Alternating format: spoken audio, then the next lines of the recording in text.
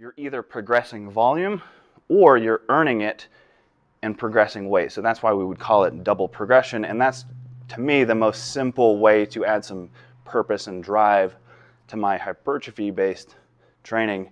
But this is more in Paul's wheelhouse. You're bored as shit. Yes, yes, very fucking bored. It was like we were talking about last night. One of the hardest things with hypertrophy is staying excited, where especially if you're a guy who's kind of more like us, I guess, who is, even if I'm doing some hypertrophy work, I'm still hyper obsessed with the numbers, and I like to be able to set those goals and hit them because that's how I stay excited to be in the gym. And I like what you're talking about, where you set these almost parentheses of, 10 here, 20 here, and then you got to earn it. I have to hit this amount of reps. And I train really similarly to that on my hypertrophy stuff where, if I say, okay, I'm going to do a 10 by 10, that's horrifically boring, right? Just 10 by 10, grind it out and then do 10 by 10. But if you set these little things where you say, okay, I'm going to do a weight to start with where I can maybe only get 10 on the first couple sets, and then I have to earn that next higher weight by hitting 10 on every set. Right. And so you're able to set these little goals, which was what we were talking about last night, is kind of key to always be able to stay excited. And the other thing that you mentioned there too is you'll see a guy who he'll come in and he'll say, oh, all you have is like 35 or 45 pound dumbbells. It's not heavy enough for me to train with. And you're like, well, then you watch them and they're doing all their sets like this. And you're like, slow the fuck down. Right. Add 5 seconds to your, your eccentric portion of the lift, or add 10 seconds. So, I think all that stuff's good. And right now, like you said, a lot of people don't have access to a lot of equipment. So you have to make do with what you have. And there's always a way to make weight harder. Right. Or even the guy who has a relatively light pair of dumbbells, he can go ahead of his work sets and do some pre-exhaust. Let's say he's doing chest. Dumbbell floor flies or banded flies are a great way to go ahead and quickly activate all those fibers in the chest muscles, get it all fatigued, and then now his push-ups or his light dumbbell presses are going to be very difficult. Dude, and I used to hate bands. I was one of these guys who's like, what the fuck am I going to do with these bands?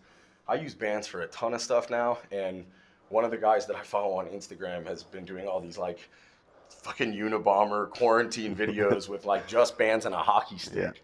Yeah. And, he's using the hockey stick and doubling the bands and doing the bands over the back, push-ups and stuff like that. And I mean, it's work, right. It's resistance training still, regardless. I think what all this boils down to is finding a way to ensure that you have a reason to produce maximum effort in whatever means or incarnation that has to take.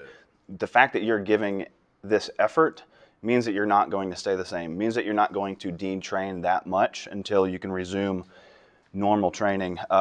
I do program a lot of things in rep ranges. It might be in the 4 to 6 or the 6 to 8 or the 10 to 12 rep range for the barbell work.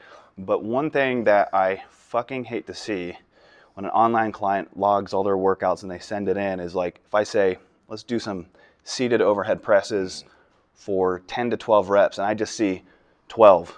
You can't make you clearly did not fucking try to do this. None of these sets were actually hard. For sure. I want to see barely made it to 12. That's it. Barely made it to 10, and then I fucking failed and only got 9. That guy actually tried. One of the other things that was worth remembering for your guys who are hypertrophy but primarily strength-based guys is that dude Bronson, who they made the movie about, he was in solitary for a really long time, and he had a pretty insane book with a lot of bad advice in it called Solitary Fitness. But one of the things is he was in solitary for years, did push-ups only, and he would make it harder and harder by doing hyper slow, changing where he was, doing tons of reps, lowering his rest. And when he finally got out of solitary and got back on weights again, he was still able to come in pretty much cold and put up 315 on the bench. Yeah. Some of the guys who are following your programming might not have a 315 bench now. And this guy was able to maintain that level of power just from push-ups and making them hard. Right, and then there's also not only the fact that he keep his body adapted to just hard physical effort and that top end range of physical exertion that you need for something like a heavy bench, but he probably hypertrophied a weak muscle area like triceps, which in theory could have also put on a significant amount of strength through his bench.